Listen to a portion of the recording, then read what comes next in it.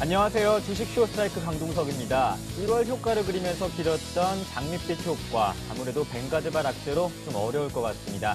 이럴 땐 똑똑한 투자가 필요하겠죠. 여러분의 현명한 투자에 도움을 드리겠습니다. 방송을 보시다가 궁금한 점 있으시면 언제든지 연락 주십시오. 02-3153-2631, 무료 문자 013-3366-0110번으로 참여하실 수 있습니다.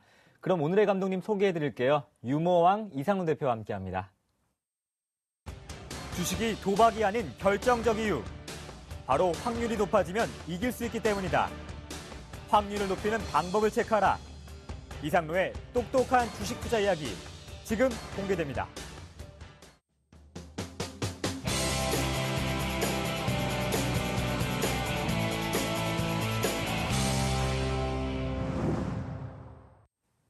네, 이상로 전문가님 안녕하세요. 네, 반갑습니다. 요즘 이상로 대표님에 대한 문의가 많이 들어오고 있습니다. 전화로 문자로 많이 들어오고 있는데요. 네. 지난 시간 배워봤던 캔들을 이용한 주식 투자 매매 방법 간단하게 한번 정리 한번 해볼까요?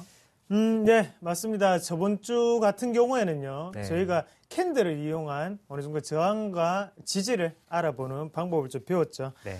그래서 오늘 같은 경우에 한번 또 연결해서 보실 수가 있겠는데, 오늘 같은 경우에는 기업 공시를 이용한 저항과 지지를 알아보는 방법입니다. 그만큼 일단 캔들이 먼저 우선시 돼야 되고요. 그 다음 단계 투 스텝을 넘어가서 오늘 같은 경우에는 공시를 이용해서 좀 더 저항력을 높여보자라는 뜻에서 가지고 왔고, 캔들 같은 경우에 똑같죠. 항상 제가 말씀을 드렸듯이 캔들이 만약에 뭐 이렇게 양봉입니다. 양봉이 한 개 있다면 지금 같은 경우에 저항과 지지를 복습 차원에서 한번 나눠보겠습니다.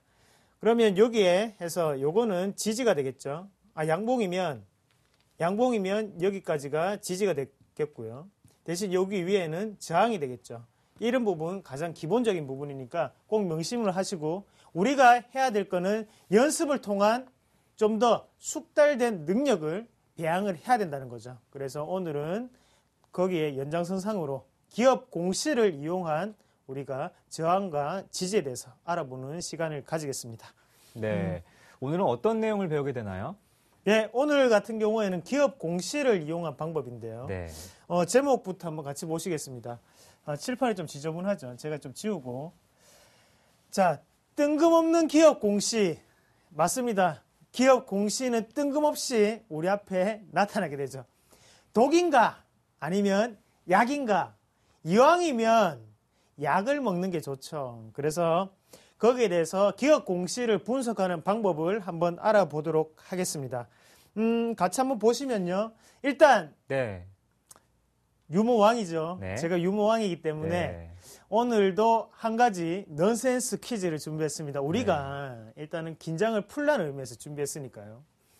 개와 오랑우탄이 결혼을 하면 혹시 낳은 새끼의 이름은 뭘까요? 개랑 오랑우탄이 결혼해서 낳은 새끼. 개, 오랑우탄. 개옥기? 여기 아니고요. 뭐죠? 자, 시청자 여러분, 네. 빨리 생각을 해보십시오. 예, 5초 시간 드리겠습니다. 오랑캐? 어떻게 알았지? 자연스러웠나요? 네, 맞습니다. 네.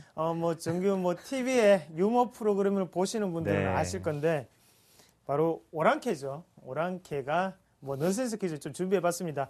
그만큼 일단은 마음을 조금 다스리자는 의미에서 좀 준비했는 거니까요. 마음을 스무스하게, 우리에게 필요한 건 뭡니까? 이렇게 시장 자체가 분위기가 안 좋을 때 우리에게 필요한 거는 바로 릴렉스죠. 예, 릴렉스 하시라는 마음에서 준비를 했고요. 자, 오늘도 세월은 멀리 던져버리고 오늘도 편하게 듣는 시간을 한번 가져보겠습니다. 다르고 다르다고 하죠. 우리나라 말이 상당히 어렵습니다. 그리고 노래 가사에도 있잖아요. 네.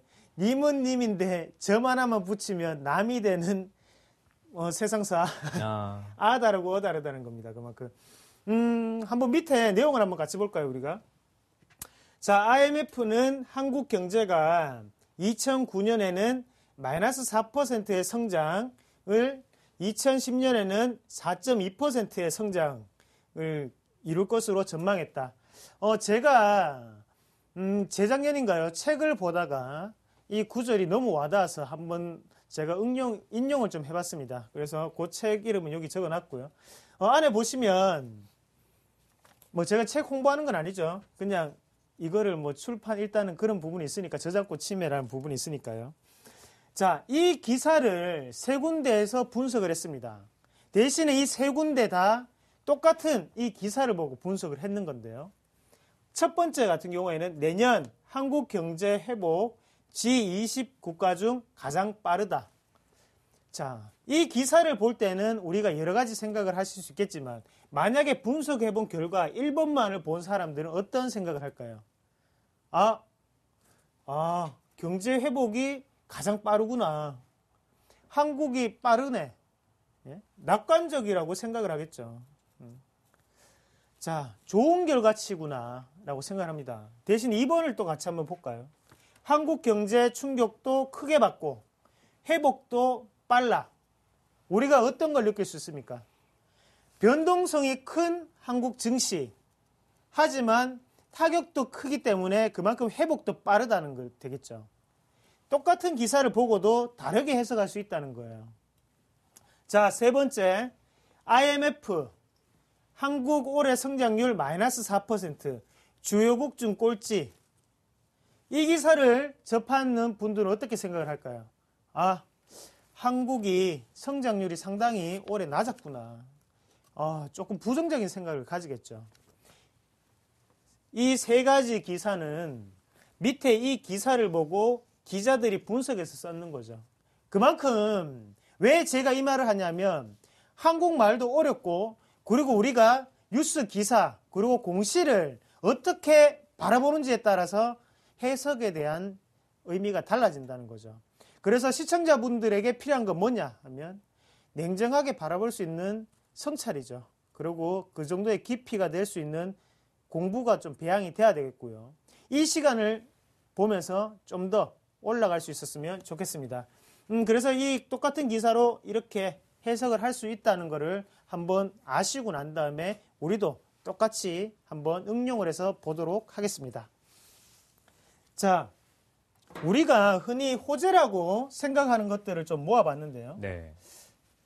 자, 기업 입장에서 한번 본다면 우리가 지금은 한번 보시면 글로만 제가 적어놨습니다. 그만큼 차트는 보지 않고 글로만 봤을 때 이것들은 기업의 호재로 여겨지죠. 자, 실적 개선이 있겠고요.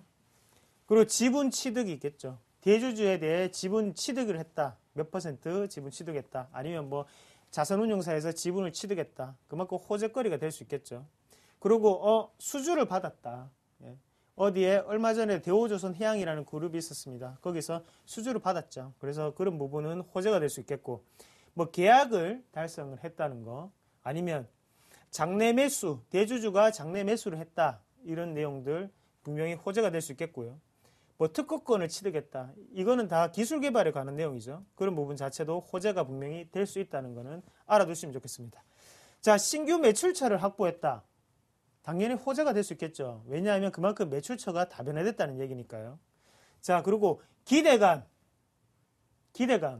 이 모든 것들은 다 기대감이죠. 그리고 기대감에 먹고 사는 기업들은 상당히 많습니다. 바이오주도 그랬고요. 지금 같은 경우에 뭐 전자결제주라든지 아니면 뭐 엔터 관련주, 오락문화 컨텐츠 업종들 대부분 다 기대감.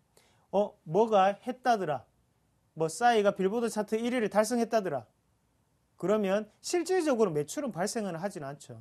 하지만 그 자체가 호재 기대감이라는 거죠. 1위를 달성했기 때문에 우리는 사람인지라 1위를 달성을 했다는 걸 그대로 파악을 하지 않고 연장선상을 또 생각을 한다는 거죠. 1위니까 곧 있으면 실적이 되겠구나.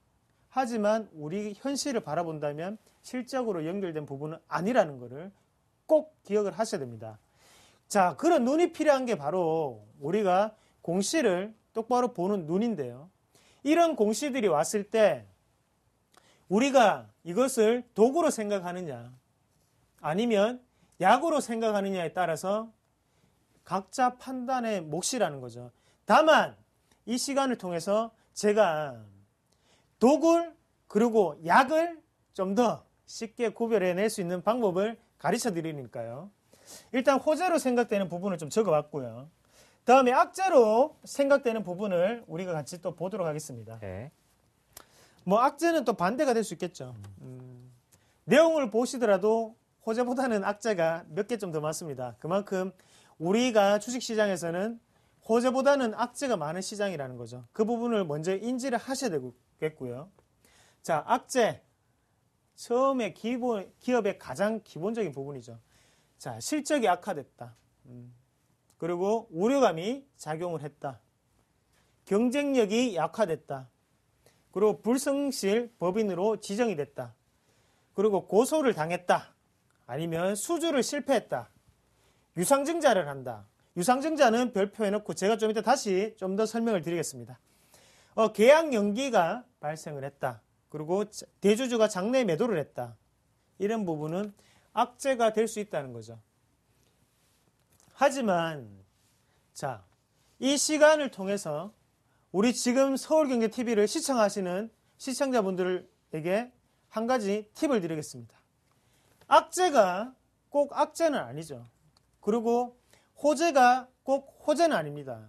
이것들을 통해서 제가 저항과 지지로 연결시키는 과정을 지금부터 보여드리겠습니다.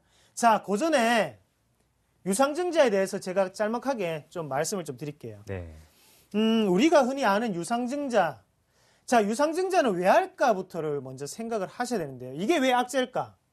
이걸 먼저 좀 생각을 하셔야 됩니다. 자, 유상증자를 하는, 우리가 증자를 하는 이유에는 거의 뭐 두 가지 정도가 있죠. 첫 번째 큰 이유를 한번 본다면, 일단은 거래를 활발하게 하기 위해서 증자를 하고요.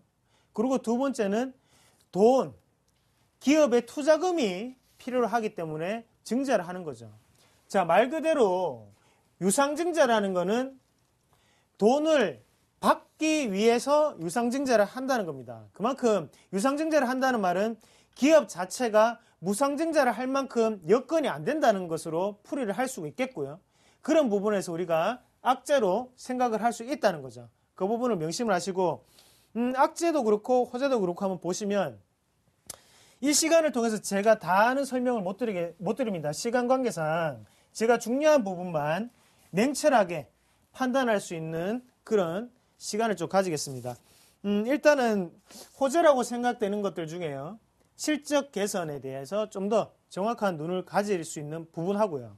그리고 기대감, 어떤 기대감인지에 대해서 좀 더 알아보도록 하고, 그리고 수주에 대해서 우리가 한번 알아보는 시간을 좀 가지겠습니다. 이 세 가지를 좀 더 심도 있고 깊게 좀 더 알아보는 시간을 좀 가지도록 하겠습니다. 네. 먼저 실적 개선에 대해서 말씀을 좀 드릴 건데, 자, 우리는 항상 중립이어야 됩니다.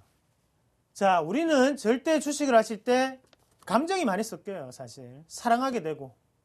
하지만 가장 중요한 거는 먼저 주식에 대해서 바람둥이가 되어야 된다는 거고요. 그리고 두 번째는 중립적인 입장에서 바라볼 수 있는 실적 모멘텀을 봐야 된다는 거죠. 자, 우리가 흔히 아는 말로 전분기 대비 증가했다, 이런 말이 있겠고요. 전년 동기 대비 증가했다 혹은 감소했다, 이런 말이 있습니다. 자, 말 그대로 전분기 대비 증가했다는 거는 만약에 지금이 1분기면 4분기보다 증가했다는 거고요. 그리고 전년 동기 대비는 4분기라면 작년 4분기보다 증가했다는 거죠. 자, 이게 가장 중요하죠. 자, 기업이 실적으로 만약에 움직이는 기업이라면 꾸준히 우상향을 그리려고 하면 당연히 전년 동기 대비해서도 잘 나와야 되겠죠. 당연히 증가해야 되겠고요. 그리고 전분기 대비해서도 증가해야 됩니다. 이게 가장 중요한 거죠. 자, 화학주가 지금 최근 들어서 많이 올랐습니다. 자, 화학주. 그리고 철강주도 상당히 많이 올랐죠. 하지만 철강주를 같이 한번 보시면요. 전분기 대비해서 실적이 줄었습니다. 하지만 왜 오를까요? 전년 동기 대비해서 올랐기 때문에 그런 기대감이 작용을 하고 있다는 거죠. 자, 그럼 화학주는 어떨까요? 화학주도 똑같습니다. 작년에 워낙 안 좋았으니까 올해는 그거보다 좋다는 거죠. 그렇기 때문에 올라갈 수 있다는 거죠. 자, 반대로 현대차를 한번 보겠습니다. 자, 현대차, 기아차 판매 4분기 실적 어떻습니까? 우리가 어떻게 예상하죠? 시장 예상치를 상회하는 결과치를 나타내겠구나. 그리고 얼마 전에도 뉴스가 나왔죠. 공시관계 떴습니다. 12월 판매량이 현대차는 10%가 증가했고, 그리고 기아차는 전년 동기보다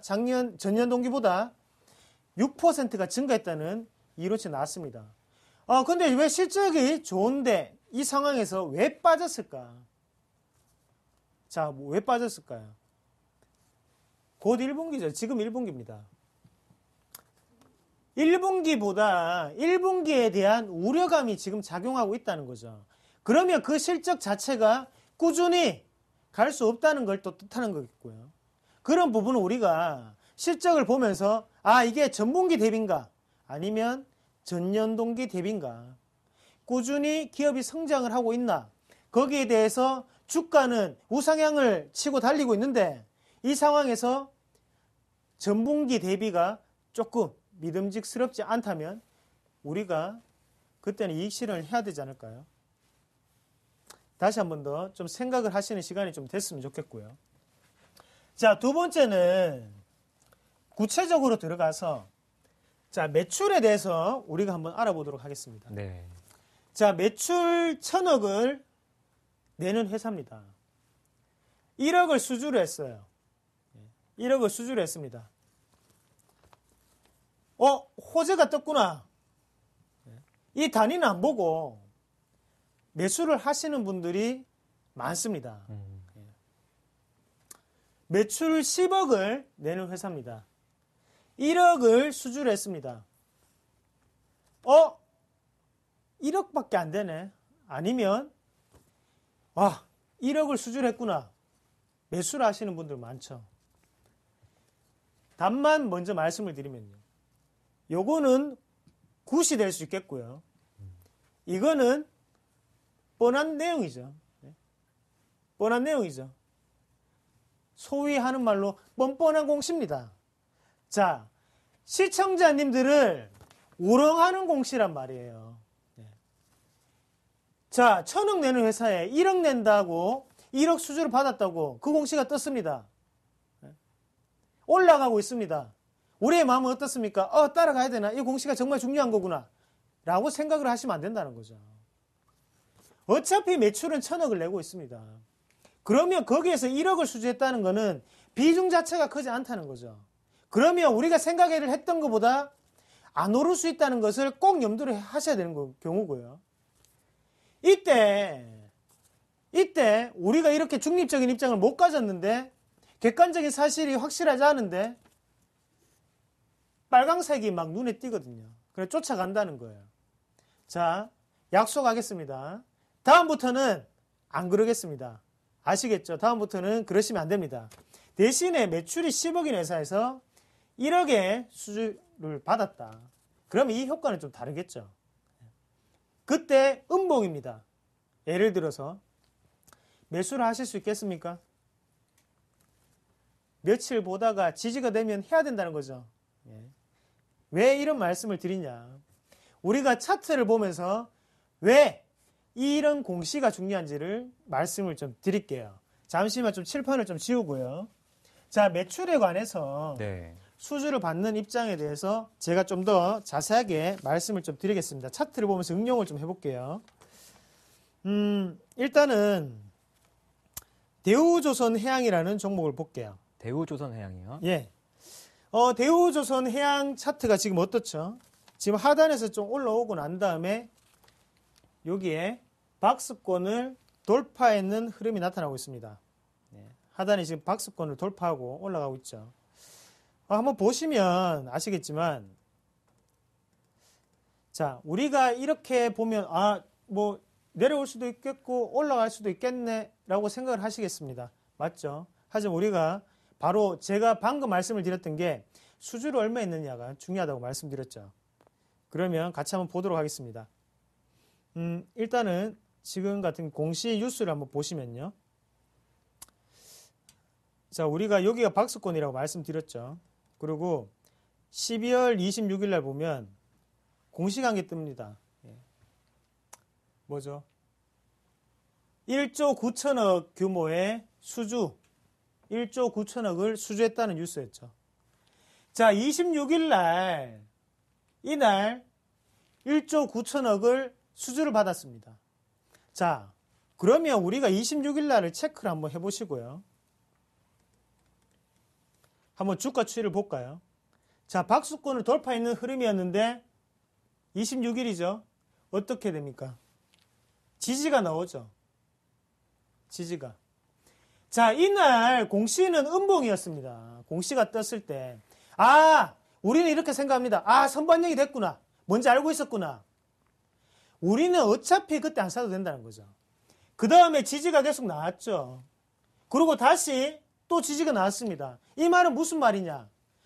이 수주는 효과가 있는 수주였구나. 1조 9천억이었습니다. 자, 그러면 이 상황에서 우리가 대우조선해양이 매출이 얼마 되는지를 먼저 확인을 한번 해보겠습니다. 네.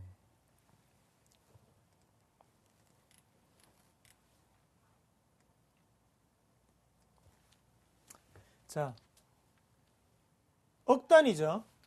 억 단위입니다. 네. 1조 3천억씩 하고, 그렇죠. 아니면 뭐 1조 3천억, 1조 2천억, 1조 3천억. 수주를 받는다고 그때 돈이 다 들어오는 거 아닙니다. 몇 년씩 끊어서 들어오거든요. 하지만 연매출 금액과 똑같은 것을 수주를 받았는데 주가는 올라야 될까요? 지지를 받아야 될까? 안 받아야 될까요? 당연히 저항으로 생각할 게 아니라 그 공시가 터졌는 날은 우리가 지지선으로 봐야 된다는 거죠. 지지선으로 봐야 된다는 거죠. 자, 차트를 다시 한 번만 볼게요. 26일 날 이때는 이 선 자체는 지지가 된다는 거죠. 공시가 발표되고 난 다음에 그 지점을 계속 지켜주잖아요. 의미 있는 선을. 더 가겠습니까? 안 가겠습니까? 이 선을 지켜줄 확률이 상당히 높다는 겁니다. 네. 자, 다른 여타의 삼성중공업, 현대중공업하고는 대우조선해양하고 차트는 다르죠.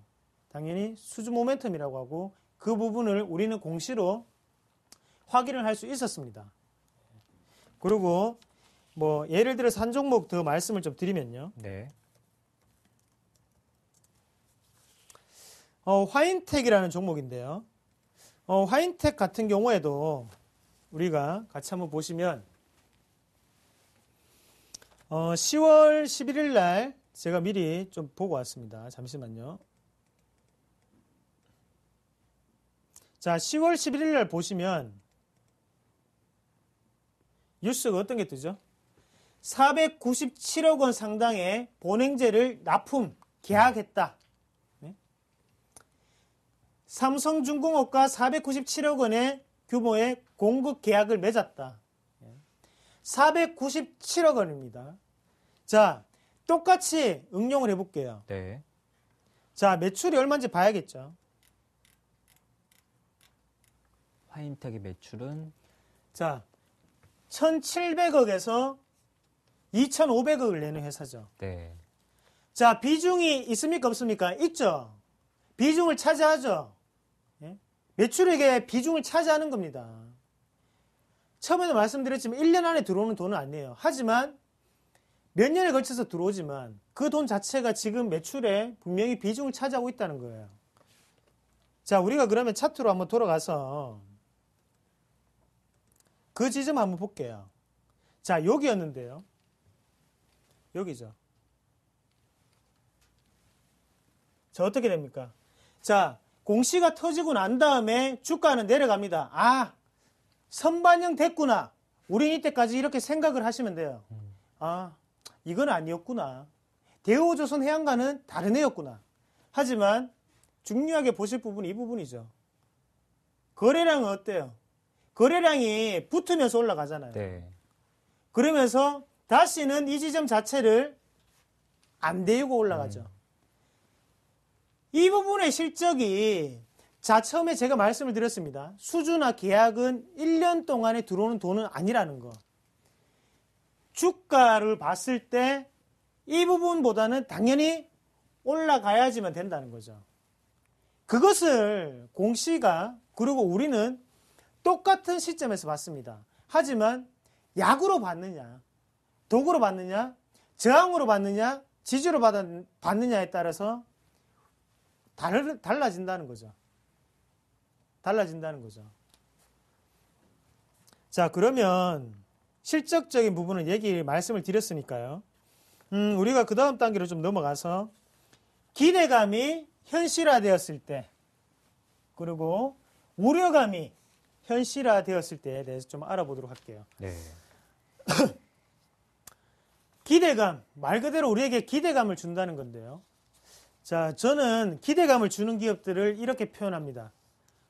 꿈으로 먹고 사는 기업. 그만큼 고성장이라는 단어가 항상 붙지만 고평가라는 단어도 항상 붙게 되죠. 꿈으로 먹고 사는 기업들. 자, 꿈으로 먹고 사는 기업들은 특징이 있죠. 실적은 아직까지 낮은데 향후에 성장성은 어떻습니까? 위로 가죠. 위로 가죠. 이런 기업들이 어떤 게 있을까요? 엔터주, 오락문화, 놀자주들이죠. 전자결제. 이런 종목들이 있겠죠. 자, 이런 종목들 우리가 공시를 통해서 저항과 지지를 또다시 알아보도록 하겠습니다. 네. 그럼 일단 대표적인 게 YG 엔터테인먼트가 되겠죠. YG 엔터테인먼트 같은 경우에도 주가가 상당히 많이 빠졌습니다. 고점에 비해서.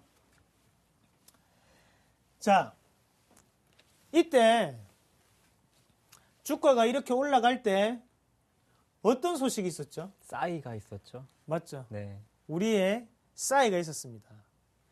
싸이 효과였죠. 올라가면서 우리가 뉴스로 확인하게 되는데요. 이때 공시가 상당히 많이 터집니다. 뉴스도. 자, 뉴스를 한번 같이 확인해 볼게요, 우리가. 네. YG 엔터테인먼트. 자, 고점이 10월 2일이었죠. 네. 자, 10월 2일 날 뉴스를 한번 보겠습니다. 야, YG 엔터 시총 1조를 돌파했다는 소식. 그리고 가장 중요한 게 눈에 띄죠. 싸이 영국 차트 1위. 1위였습니다. 이날. 자, 양봉입니다. 참 아이러니하죠. 우리가 실적적인 부분이 지지가 됐던 부분은 다 캔들은 음봉이었는데 네. 왜 이거는 양봉일까요? 이거는 누가 만든 양봉이라고 생각을 해야 될까요? 답은 시청자분들이 이제 아시겠죠. 이거는 그런 개인이 만든 양봉이라는 거죠. 그리고 실적적인 부분이 긍정적으로 됐을 때 음봉은 우리의 눈을 중립적인 입장에서 생각 못하게 교란시키는 역할을 한다는 거예요. 냉철함을 가질 필요가 있습니다. 자, 제가 처음에 뭐라고 했죠? YG 엔터테인먼트. 고성장이긴 하지만 고평가다. 그리고 꿈을 먹고 사는 기업이다. 자, 당연히 실적적인 부분은 좋습니다. 하지만 우리 기대는 이것보다 더 높다는 거죠. 1위를 했던 순간에 거래량도 많이 나옵니다. 대신 공시도 가장 좋은 게 나오죠. 1위. 와, 그때부터 이제 우리는 생각을 하게 되죠. 와, 1위. 얼마를 벌까? 와, 1위 했는데 또 양봉이네. 와, 상한가를 또 한번 더 가는 거 아니가? 표준말로 더 가는 거 아닐까? 네, 생각을 합니다. 가요? 네. 갈까요? 막 이러죠. 네. 하지만 어때요? 주가는 어때요? 떨어지네요. 기대감이 올랐잖아요. 이 전에 어땠습니까, 우리가 알아볼 때? 싸이가 곧 1위, 곧 1위. 예? 아이튠즈에서 막 곧 1위 이랬잖아요. 결국은 내려온다는 거예요. 자, 냉정한 시각을 가질 필요가 있습니다, 시청자님. 자, 제 눈을 보세요. 예. 그리고 차트를 다시 한 번 더 보세요. 누구 같은데요? 자, 잘 생각을 하셔야 됩니다. 중립적인 시각으로 우리가 판단을 차트만 안 보고 1위라는 발표가 됐으면 우리가 생각했겠죠. 뉴스가 나왔기 때문에 떨어질 수 있다. 하지만 차트는 빨강색을 그리고 있었습니다.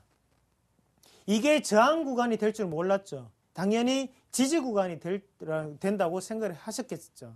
하지만 우리는 그때 잘못된 판단을 했던 겁니다. 기대감이 올랐던 거는 기대감이 현실화, 말 그대로 1위가 되었을 때 내려오게 된다는 거죠. 자, 그대로 이어서 네. 아직까지 이해 못하신 저 뒤에 계시는 분 계시는 것 같습니다.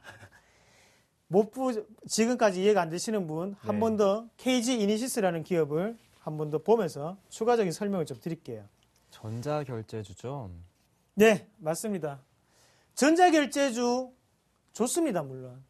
네, 좋습니다. 네. 그리고 향후 성장성도 좋고요.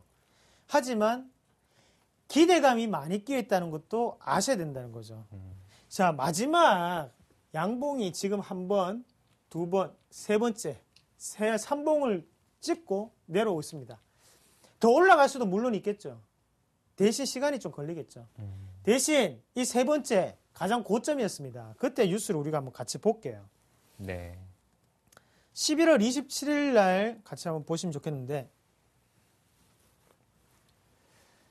자, KG 이니시스 외국인 순매수 상위 10위 뜨죠. 좋죠. 저성장 시대에 극복할 프리미엄 스몰캡. KG 이니시스 삼성 윌렛의 BC카드 합류 사업 확대.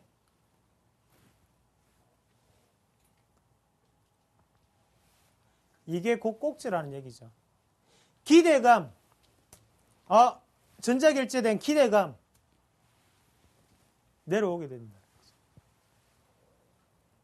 빨간 거로 차트가 빨간색이라고 우리가 사라는 신호가 아닙니다. 잘 생각을 하셔야 됩니다. 지금 우리는 게임을 하고 있는 게 아니고요. 그리고 지금 우리가 하는 거는 게임 머니가 아니고요. 제가 투자하는 이 금액이 정말 우리가 가족을 위해서 쓸 수도 있는 돈이고, 그리고 가족을 위해서 하는 거고, 그것을 꼭 먼저 생각을 하셔야 된다는 거예요. 빨간색이 보인다고 고를 외치면 되겠습니까? 예? 그러면 우리가 독박을 쓰게 되죠. 그때는 스톱을 외쳐주는 센스를 발휘하셔야 됩니다. 예? 이때는 무조건 나오셔야 된다는 거죠. 기대감이 올랐던 거는, 가장 핵심 요지는 기대감이 올랐던 거는 기대감이 현실화가 되었을 때는 빠질 수밖에 없다. 그러면 여기서 KG이니시스가 다시 올라가려고 하면 어떤 동력이 필요할까요? 당연히 기대감 자체는 다 작용을 했습니다. 그러면 우리가 필요한 거는 바로 실적이라는 거죠. 바로 실적이라는 거죠. 우리가 만족시켜줄 만한 실적을 발표를 하느냐 안 하느냐에 따라서 주가는 올라갈 수도 있겠고요. 내려올 수도 있겠고요. 지금부터 중요한 거는 바로 실적입니다.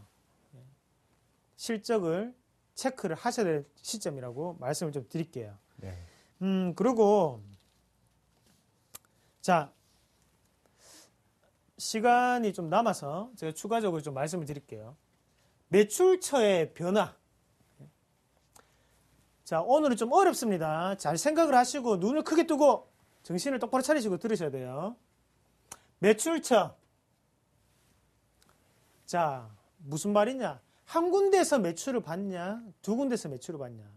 그 효과는 어떻게 될까를 생각을 하셔야 된다는 거죠. 자, 첫 번째로 신규 매출처 창출이라는 게 있을 거고요. 두 번째는 단일 매출처 위기라는 게 있을 겁니다. 최근 들어서 아이폰의 주문 축소가 일어나고 있다라는 소식을 들으셨을 거예요. 우리나라 기업 중에 어떤 기업이 가장 먼저 반응했죠? 바로 LG 디스플레이가 가장 먼저 반응을 했습니다. 아, 어떡하지?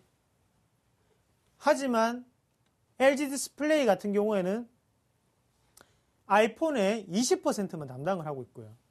40%가 일본의 샤프라는 기업이죠. 그리고 나머지 20%는 일본의 재팬 디스플레이라는 기업입니다. 그랬기 때문에 낙폭이 컸기 때문에 올라왔을 수가 있겠고요. 대신 LG 디스플레이보다 더 급한 거는 바로 코스닥 종목입니다. 어떤 종목일까요? 바로 LG 디스플레이만 단일만 매출을 주는 기업이겠죠. 자, 그 기업이 어떤 기업이냐? 우리가 지금 같이 알아보도록 하겠습니다. 네. 자, 엘비스 에미콘이라는 기업인데요.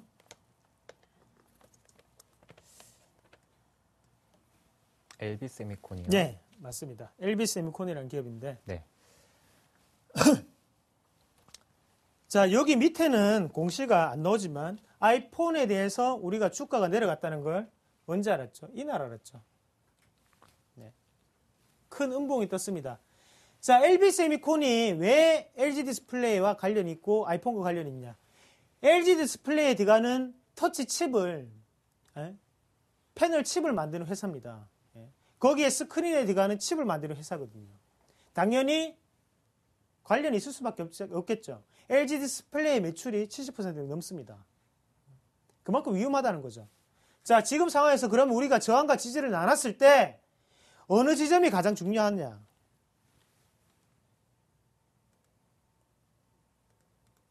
바로 여기죠. 아이폰에 대해서 터지고 난 다음에 과연 이 지점을 넘을까 안 넘을까를 먼저 보셔야 된다는 거죠. 지금 오늘 6% 올랐습니다. 지금 사면 됩니까 안 됩니까? 안 된다는 거예요. 낙폭과대에 의해서 올라갈 수는 있습니다. 하지만 중요한 거는 이날 뉴스가 터졌기 때문에 다시 가는 걸 보려면 우리가 이때 이거를 뚫는지 안 뚫는지를 보셔야 된다는 거예요. 만약에 뚫고 갔다 그러면 그게 그렇게 큰 영향은 못 미치는 거였구나 라고 다시 긍정적으로 생각을 하시면 됩니다. 하지만 중요한 거는 이걸로 인해서 아이폰에 대해서 매출이 타격을 입었는데 이거를 복구하기 전에 우리가 산다는 거는 무의미하다는 거죠. 그거는 안 된다는 거죠. 자, 한 가지 더 보겠습니다. 자, 인프라웨어라는 종목인데요. 네. 인프라웨어라는 종목이 이날 크게 거래량을 터뜨리면서 많이 빠졌습니다. 자, 그리고 한번 보시면 공시를 한번 보시면요. 우리가 여기에 보면 자, 갤럭시 루머라는 얘기가 있죠. 갤럭시 네. S 루머. 무슨 말이냐? 요 날이죠. 이날 어떤 게 있었냐 하면 바로 갤럭시 그 전에 인프라웨어 같은 경우에는 폴라리스 오피스를 만드는 회사입니다. 삼성전자의 대부분을 납품하고 있고요. 그게 매출의 70% 넣고 있습니다. 그럴 경우에 루머가 돌았죠. 갤럭시 S4에는 탑재가 안 된단다.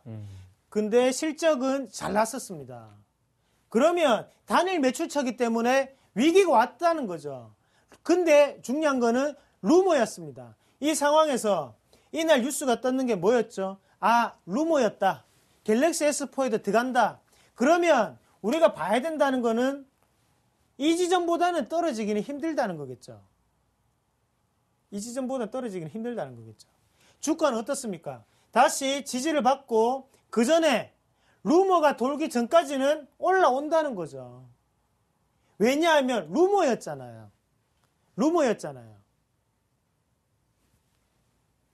그러면 지금부터 실적에 대한 부분이 다시 반영이 되겠죠. 갤럭시 4에도 들어간답니다.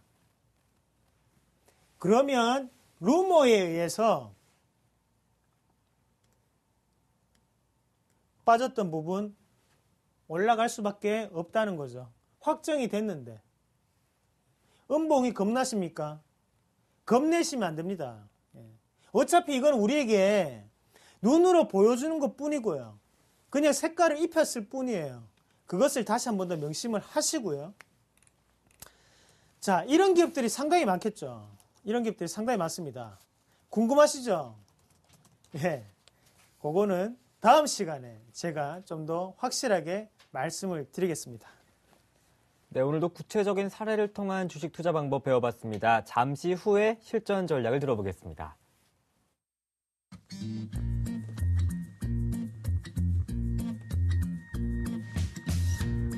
He's never been lonely. She takes his hand and all his troubles step aside. He's never felt like this before. He liked to try. Oh, let yourself in. It's all he's thinking about. Let yourself in.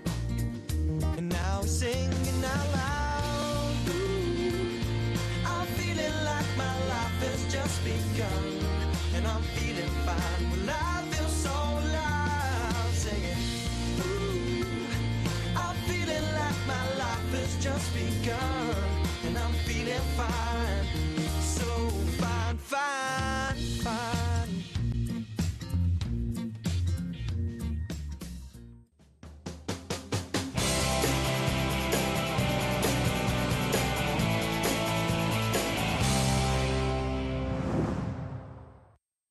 네, 본격적인 실전 전략을 들어볼 텐데요. 내일 황사가 아닌 따뜻한 바람이 좀 중국에서 불어올 수 있을까요?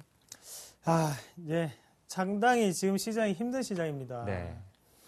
이익은 나시는 분들은 계속 나는 시장이고요. 안 나시는 분들은 왜 이렇게 꼬이는지 안 나는 시장이죠. 그만큼 시장의 트렌드를 못 쫓아가면 지금 이익을 내기가 상당히 힘든 거고, 그리고 장기 트레이딩을 하기에는 시장이 너무나 호락호락하지가 않다는 겁니다.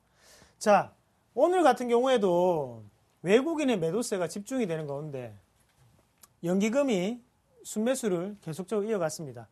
자, 지수의 방어적인 역할을 하고 있는 연기금을 볼 수가 있겠는데요.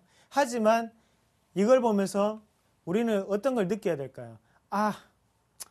연기금의 힘이 조금 부족하구나 라는 걸 좀 느끼시면 좋겠고요. 저는 뭐 차트를 한번 보면서 추가적인 좀 설명을 드리면요. 일단 지금 자리까지 내려왔습니다.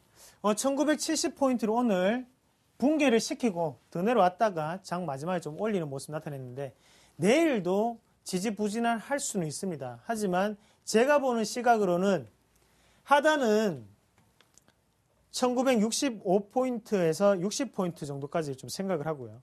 대신에 상단을 한번 본다면 그때는 2020포인트까지는 우리나라가 작은 박스권을 그릴 확률이 좀 높다고 좀 말씀드릴게요.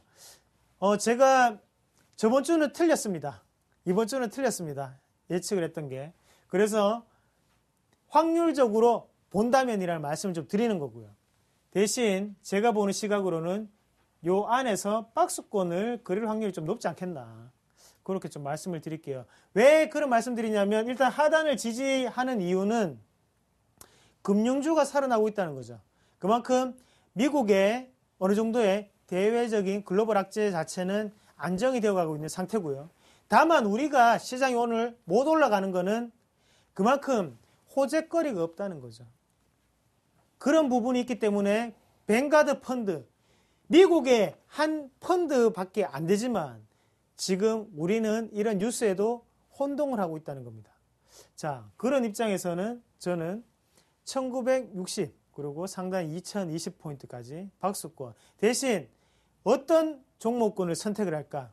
거기에 대해서는 이런 말씀을 드릴게요. 일단 지금 시장 분위기가 제가 보는 시각으로는요. 경기 민감주가 올라가줘야 됩니다. 하지만 경기 민감주가 못 올라가고 있죠. 가장 큰 이유는 4분기에 지금은 실적적인 실적 장세입니다. 하지만 실적이 안 좋은 것을 알기 때문에 투자 심리가 굳어 있다는 거죠. 그리고 중국발 모멘텀이 아직까지 강하게 따뜻한 훈풍으로 불어오지 않고 있습니다. 그런 말이 곧 악재가 될 수 있다는 거죠. 이것도 아니고 저것도 아니고 하지만 어차피 기대감으로 그리고 현대차, 기아차에 쏠려있던 수급적인 공백으로 인해서 자연스럽게 넘어가줘야 되는 턴 자체가 지금은 잠시나마 얼어있다가 되겠고요. 우리가 이런 상황에서 어떤 종목군을 선택을 하느냐. 바로 국민들에게 피해를 입히는 종목군을 선택을 하시는 게 현명하지 않겠나. 그렇게 말씀드릴게요. 자, 우리가 뉴스를 틀면 맨 처음 요즘 나오는 뉴스들이 물가 상승이죠. 네. 자, 저도 마음이 상당히 안타깝습니다. 그리고 주식을 만약에 하지 않는다면 상당히 부정적인 시각으로 봤을 거고요. 하지만 지금 같은 경우에 우리가 철저하게 기업 입장에서 생각을 한다면 출고 가격 인상이라든지 아니면 음식료 가격 인상 자체는 당연히 실적에 그대로 반영이 될 수 있는 부분이고요. 그 부분을 우리가 찾아서 투자를 하자는 겁니다. 자, 그러면 우리가 이런 종목군들은 바로 의료 아니면 음식료 업종이 있겠죠. 그래서 좀 더 안정적으로 투자를 할 수 있지 않겠나. 그렇게 좀 말씀을 드리겠고요. 지금 현재 상황에서 물론 외국인도 중요합니다. 하지만 위에 매물 자체는 투신권 그리고 주식형 펀드 그리고 자문형 랩 물량이죠. 투신이 바로 투신권이 매도를 적게 해야 된다는 겁니다. 투신권의 움직임을 좀 더 주목하실 필요가 있겠고요. 네. 현재 상황에서는 개별 장세는 계속적으로 연출된다. 대신 음식료 내수주를 좀 더 보셔야 되는 시점 아닌가. 엔터주도 괜찮다라고 정리를 해드리겠습니다. 코스닥도 한마디만 해주시죠. 짧게 한번 봐주시죠. 예, 코스닥 개별 장세입니다. 코스닥 중소형주 그리고 아까 전에 말씀드렸던 공시 부분을 한 번 더 참고하시면 황금빛 그리고 다이아몬드가 눈앞에 있지 않을까요? 네, 또 내일장에서 현명하게 참고하시길 바라겠습니다. 오늘도 알찬 강의 잘 들었습니다. 이성훈 전문가님 고맙습니다. 예. 1월 17일 주식 쇼스트라이크였습니다. 벌써 내일이 금요일입니다. 김선윤 대표와 함께하는 날이죠. 그동안 가르쳐주지 못한 비법을 공개한다고 합니다. 많은 기대 부탁드릴게요. 편안한 밤 보내십시오. 내일 뵙겠습니다. 고맙습니다.